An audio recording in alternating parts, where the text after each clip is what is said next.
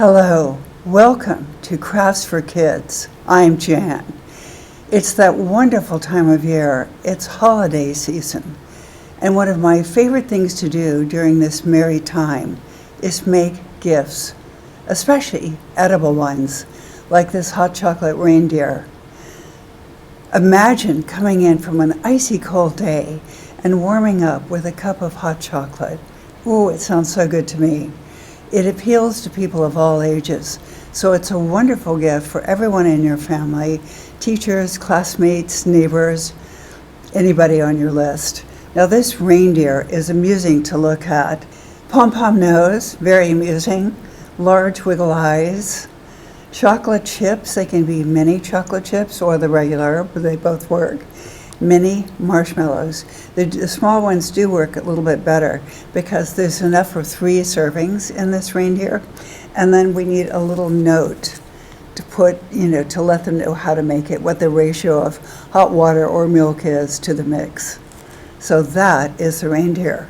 It's fun to make and it's easy to make. And I'll tell you what you need to get started. First of all, you need hot chocolate mix. It can be homemade or store-bought. I've been looking online and I see there's a lot of recipes for homemade hot chocolate sound pretty good. So that's pretty tempting. You need chocolate chips, need mini marshmallows, scissors, that's for the bag.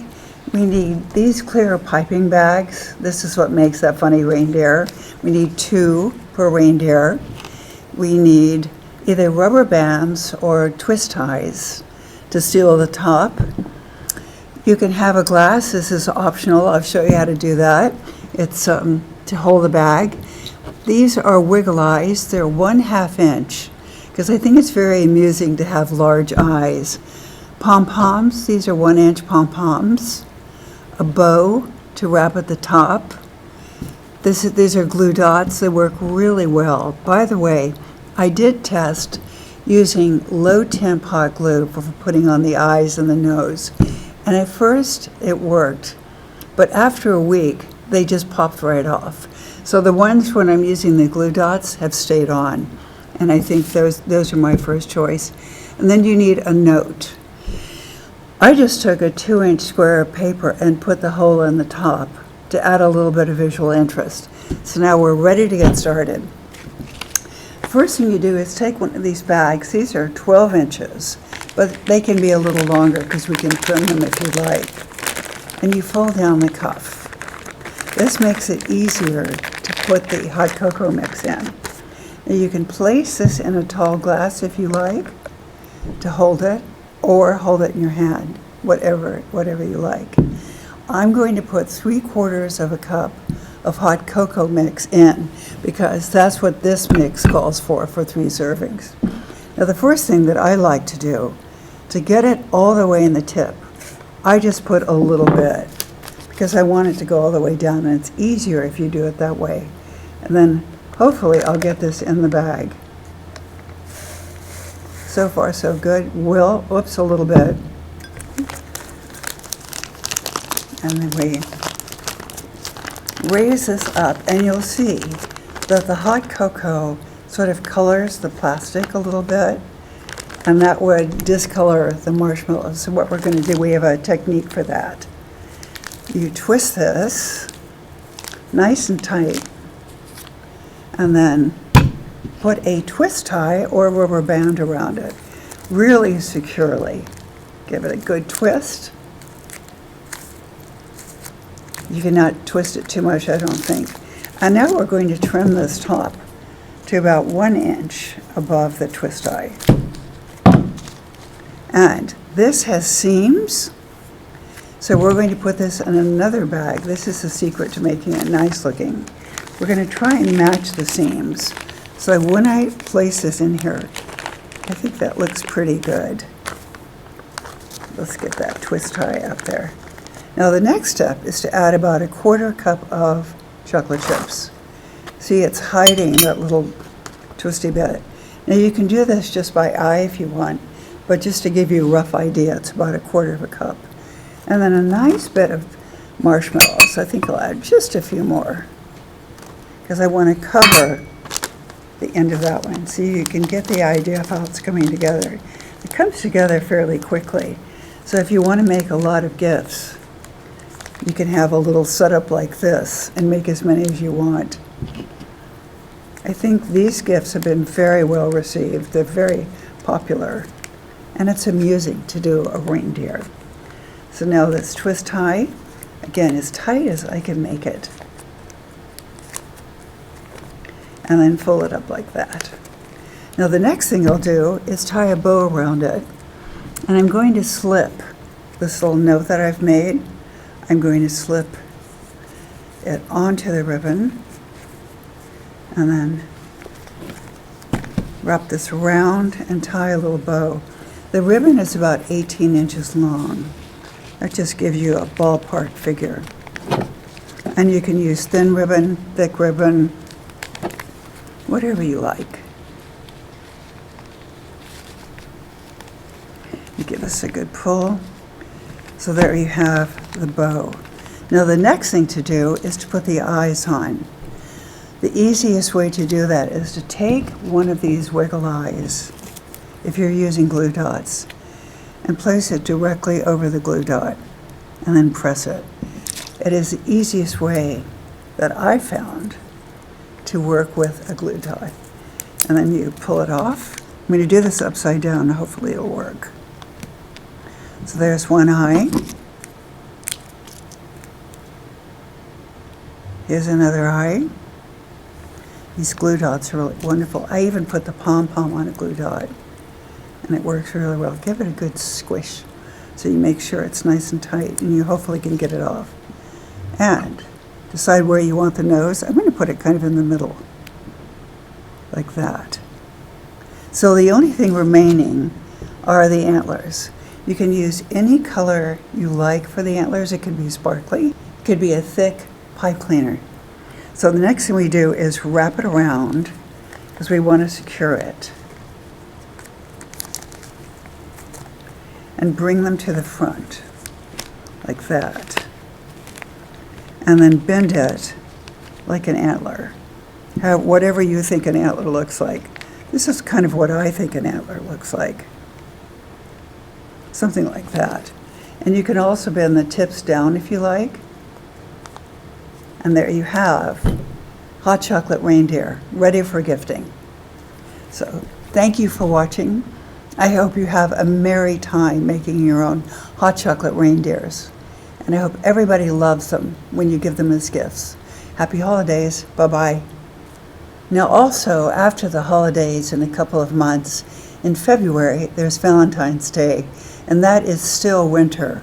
So you can also do this variation. Heart sticker right here, and then a pretty bow. And that makes another lovely winter gift for Valentine's Day.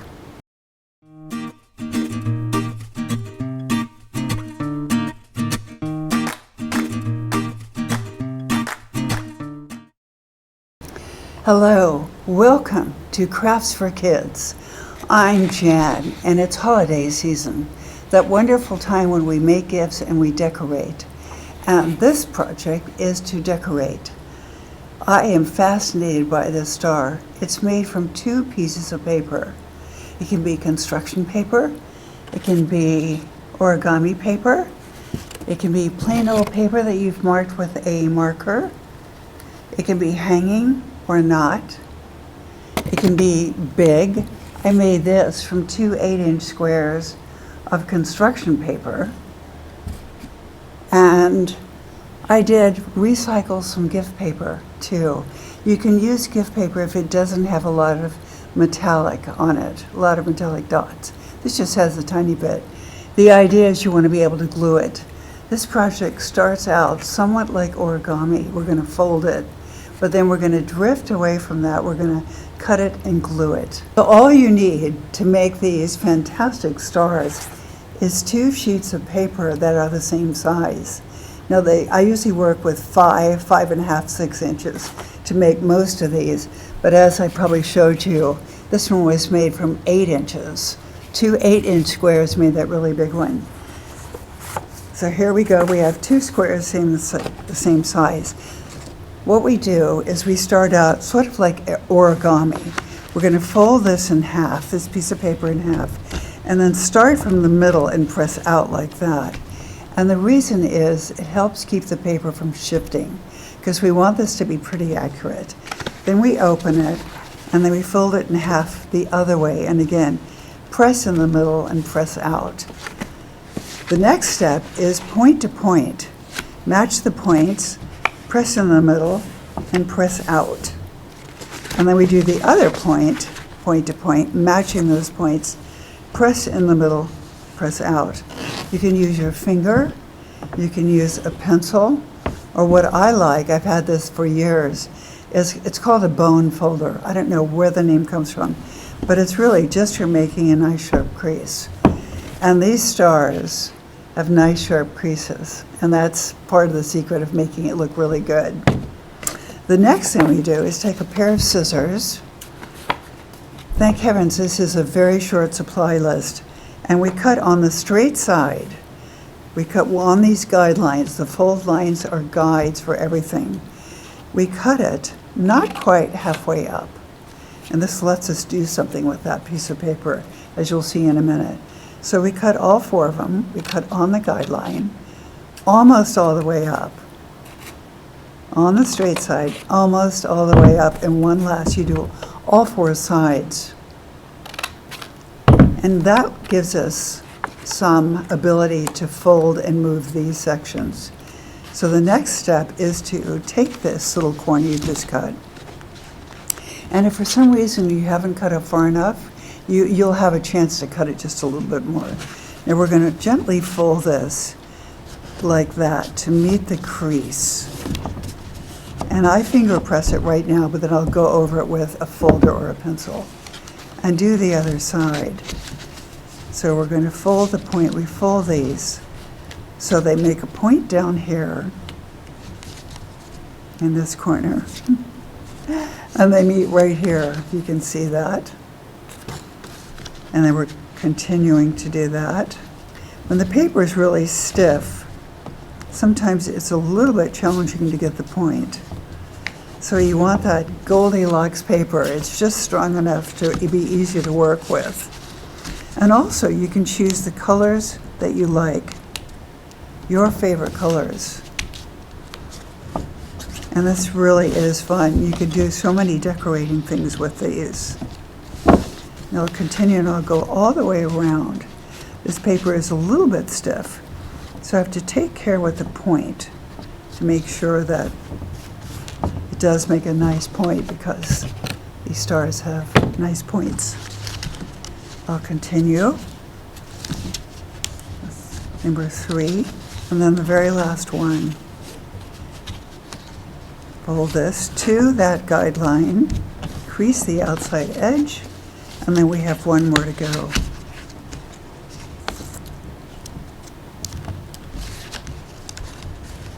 And sometimes one side is a little bit wider or higher than the other. Don't be concerned about it. That's okay. The next thing I do is take a pencil or the bone folder and go over all the edges. Because I really, as I've said, probably 45 times, you want a nice crisp edge. And there you go. So you can see how it's starting to look like the star. The next step is to glue one of these over the other. We're going to glue this one over this one.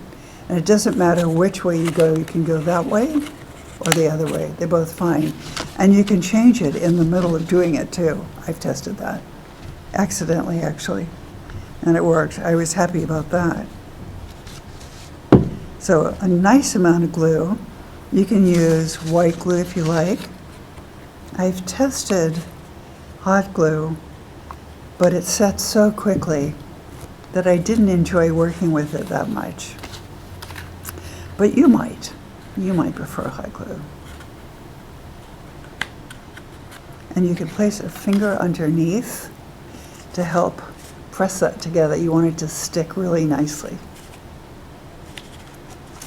And I'll keep on doing it. A nice amount of glue. This is a nice fresh glue stick. And that's always handy. really sticks better. I like the little ones too because they don't have a chance to dry out that quickly. See, one side over the other and then finger underneath to give it a good press. And you want to sort of make sure the point is looking good too. You want a very crisp star. Okay, now I'm on number 3. And glue it all the way down to the end. You really want a good stick. One side over the other. And the reason you push it all the way over is so that the seam line is not really visible. And that's the reason. And it also makes a nice crisp point. Now, if you want to add ribbon, what we do is I'm going to glue this side as I did before. And take a piece of ribbon that's long enough for a loop. And this is really skinny. And that's what you want, about 1/8 of an inch wide. And then place it on the point. Put a tiny bit of glue over it. And then place the other side over it. And that's the way that I like to add a loop. Finger is under that section to help press those two together. Give it a good press, let it dry.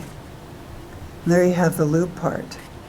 So when you see these on the table, you'll see the centers don't quite touch the ground. They're a little bit curved. So in order to glue those, we're going to add some glue like that on the sides, about 1/2 inch up. And you want to be very generous with this. And I usually just do one. And then place one star over the other so that the points are interspersed. So that way you get 8. And then you press this together and you hold it for a while. You could sing a song if you want. I won't do that to you. But a nice good press, and if it doesn't stick together, just do it again. So this is a fun way to deck the halls. You can think of different places to put these, maybe one on a doorknob with a big loop. I love the idea of scattering them down the length of a holiday table. I think that's really pretty. So this is probably good. Let's see if it helps. Yes, it did. So thank you for watching. I hope you have a very merry time making your own stars and deck the halls, because decorations help set the mood for the holiday. Merry Christmas, happy holidays, bye-bye.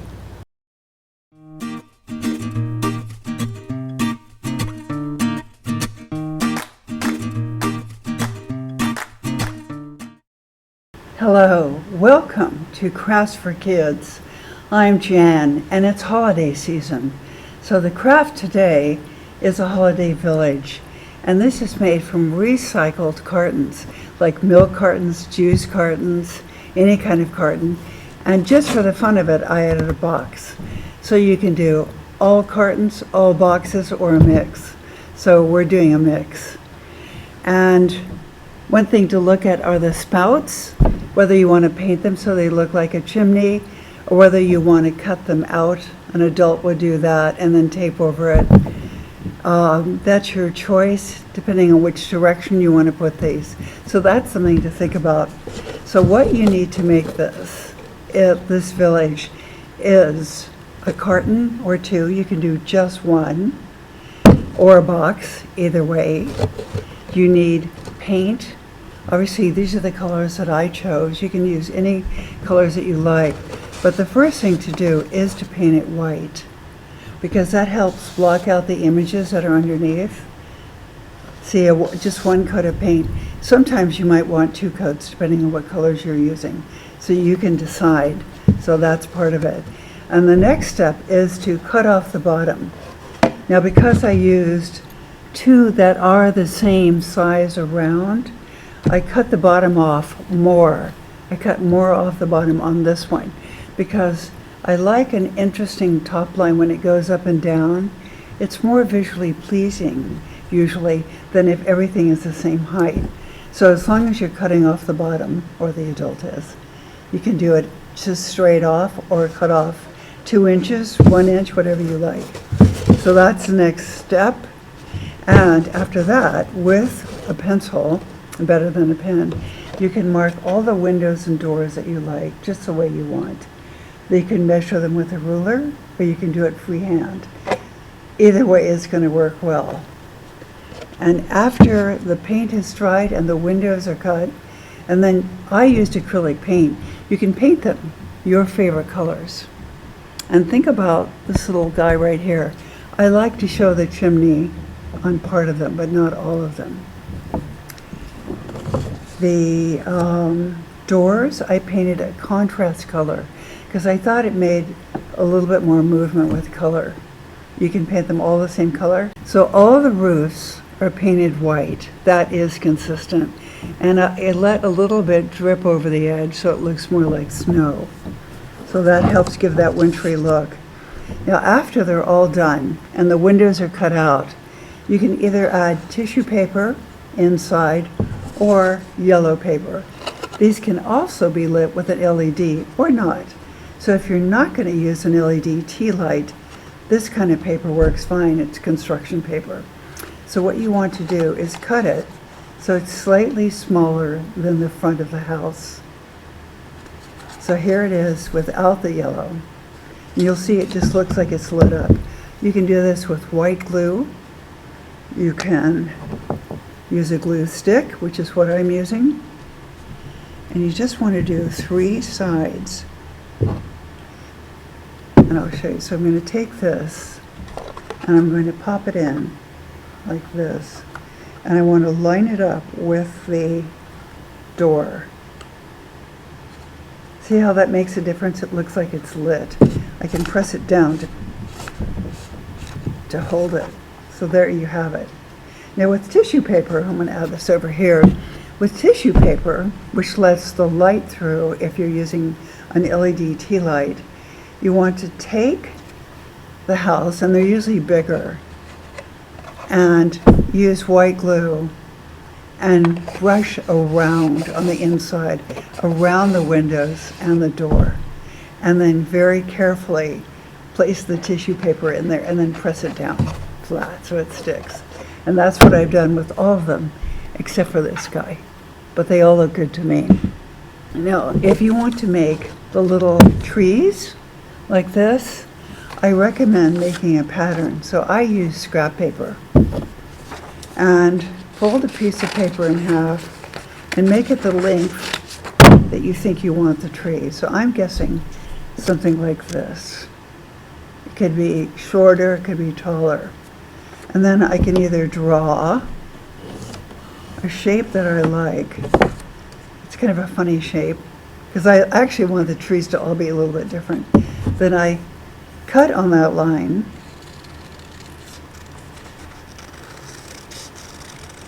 And it's a good way to make any kind of tree you like. So the tree looks like this. It's kind of funny looking, but amusing. Now the next thing we want to do is fold it in half. And what we're finding is the center, because we're going to make slits, and that's how this holds together. And then I'm going to cut off a tiny little bit. And that lets us know where the center is. So there you have an amusing, funny tree with the center marked. And then I'm going to trace 2 of these on paper. This is pretty sturdy paper. I would call this art paper. First of all, I put a dot in the center. You'll see why in a minute. I do cut out each one separately, but you might be able to layer them and cut them out at the same time. But I'm not going to try and do that. So you do want the bottom of the tree to be flat. And the reason is that helps it stand up.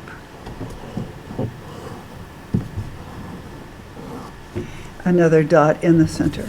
Okay, the next thing you'll do is cut out these trees, these funny looking trees. Now you can make one kind of tree if you want, if that's what appeals to you. It's your creativity and you get to do it the way you like. I'm just giving you an idea, just to get started. Now I'm not being super careful right now because I don't want you to be here forever. But I'm cutting out 2 trees that are pretty much the same size and same shape.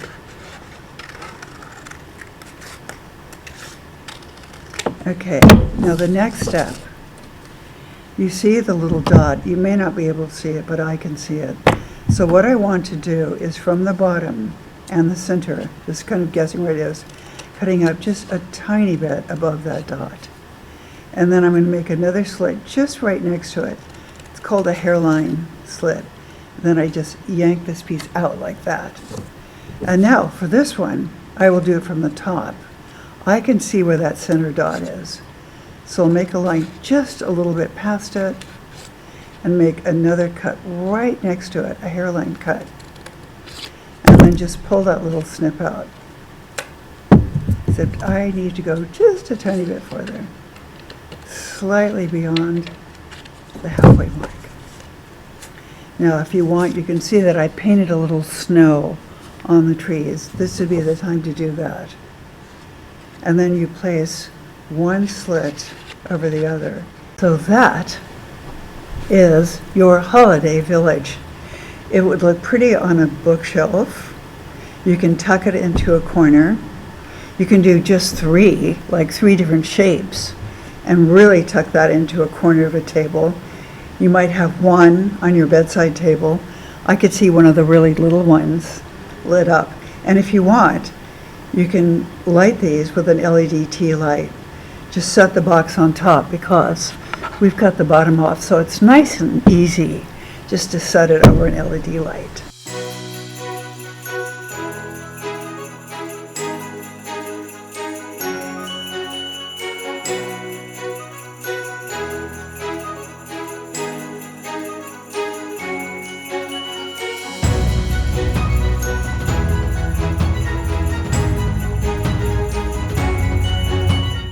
Thank you for watching.